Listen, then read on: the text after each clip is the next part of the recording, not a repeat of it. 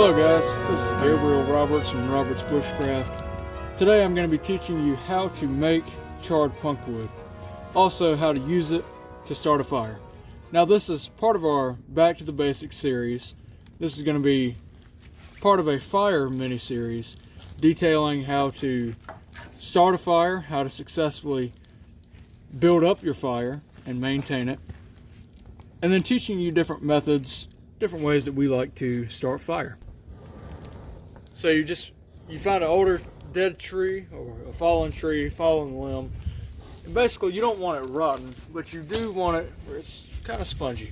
We're rolling some footage of a tree, about what you'll be looking for. For punkwood, what we're looking for is wood that has decayed to the point, not where it's rotten, but where it's kind of spongy, that you can leave an indent with your nail like that.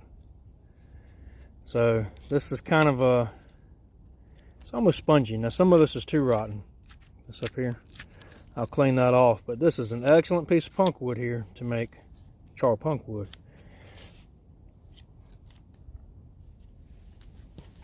So basically what you will be looking for is a piece about like this.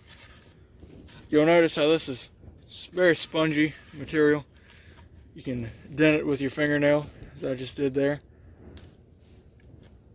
It's just good stuff. And all you do is cut it up into small chunks like this.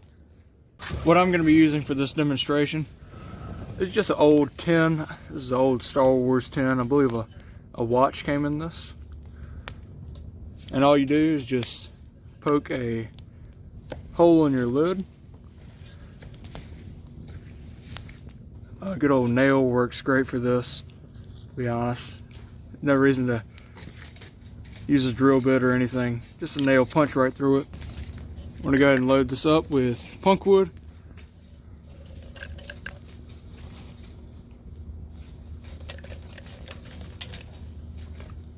Now, I want to leave a little room at the top. Very simply cap it off, and into the fire it goes.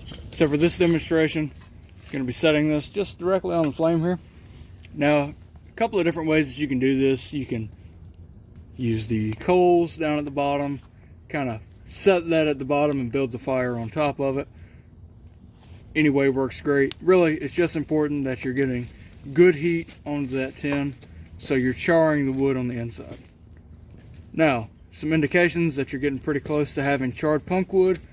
You'll see as it starts to come along, a small trail of smoke come out of that hole at the top. And basically, once you stop seeing the smoke, it's pretty much when your punkwood has completely charred.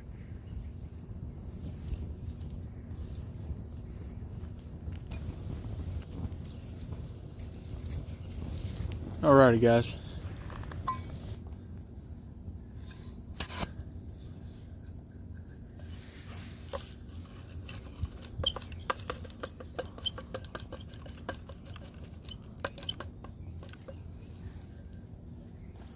All out. Now you see we filled this thing all the way up.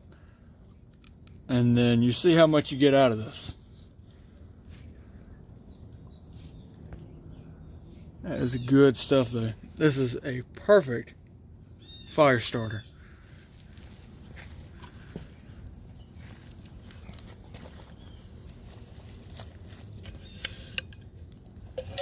Works great.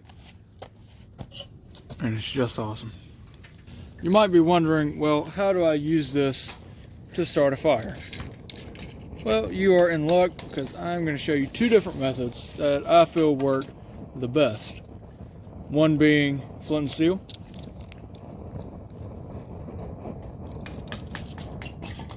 Works great. You just use a striker against the rock.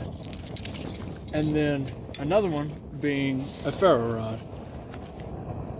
Now, you've seen both methods on the channel since day one. Be using the back of the Leatherman saw here. And it just throws sparks like it's nobody's business. So I'm going to show you both of these. Start off with the flint and steel. So for this Normally here, if you're using char cloth, you'd normally have the piece on top, and then you would strike, and then you would ignite the piece on top. In this case, since we're using charred punk wood, it's normally best to have somewhat of a pile created like we do here, and you strike down into that pile. Ah, there you go.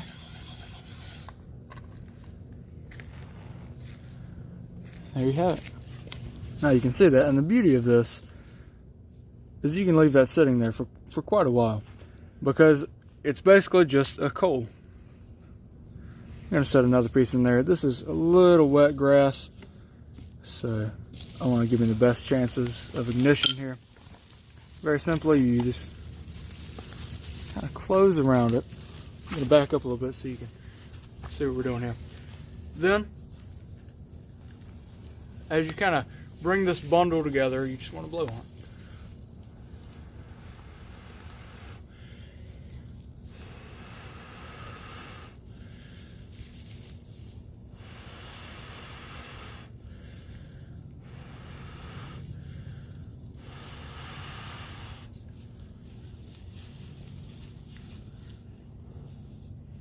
Leaf block in there.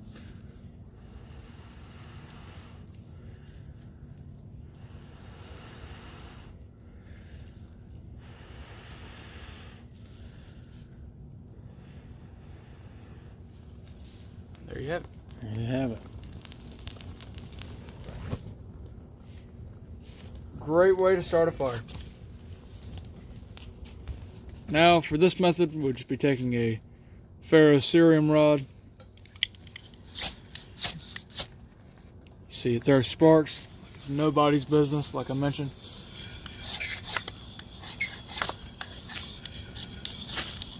And there you have it. Right off the bat,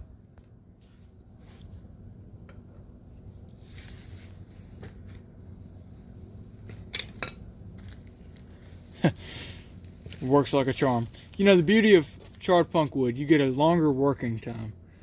That grass just a minute ago was actually pretty damp. Got it right in the yard, and like I said, pretty damp. But you get a longer working time and a better ember out of charred punk wood. So guys, one thing that you want to do is, this batch just came straight out of the fire. You want to block that hole up somehow. So either put the nail that you used to punch the hole out with back into it, just to prevent oxygen from getting back in here to these embers. Basically what would happen if you didn't have that nail in there, it's going to continue to burn inside of this tin, and basically all the charred punk wood that you just worked to create will basically just burn up. So make sure you put the nail on top to prevent oxygen from getting back inside of this thing. So in order to knock out the rest of this punk wood, we're going to be using some aluminum foil to create a container. Now it's also worth mentioning that you can do this on a gas stove. Works great as well.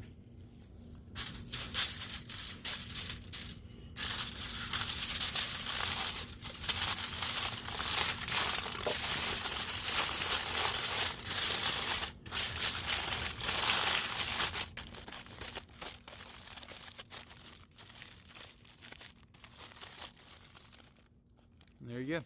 And this should be loose enough tolerances to where you can probably just put this right on the fire. As you guys can see there, another batch is done. Well, not quite done. It's still smoking, but it's another batch on the fire. That's actually a really good representation there. You can see smoke only coming out of the tin, whereas the fire is burning nice and hot. You can actually hear it too.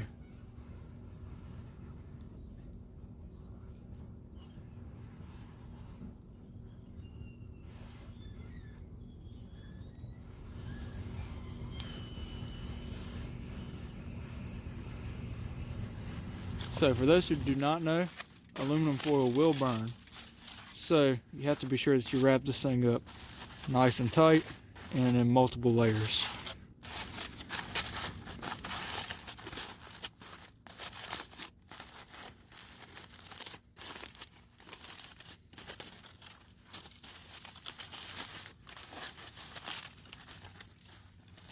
Hey, check that out. Okay, that's a good sign. Right there inside. Let's see if I can further unbox this.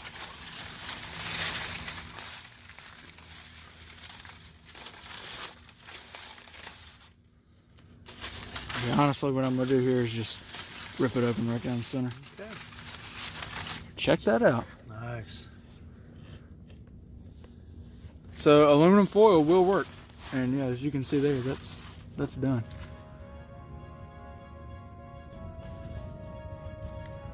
So guys, hopefully you enjoyed this video as you learned how to make charred punk wood, where to find the punk wood, and then come back home, make it, and then how to create a fire with it.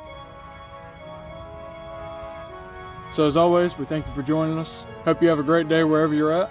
And as always, may the wings of liberty never lose a feather. And God bless.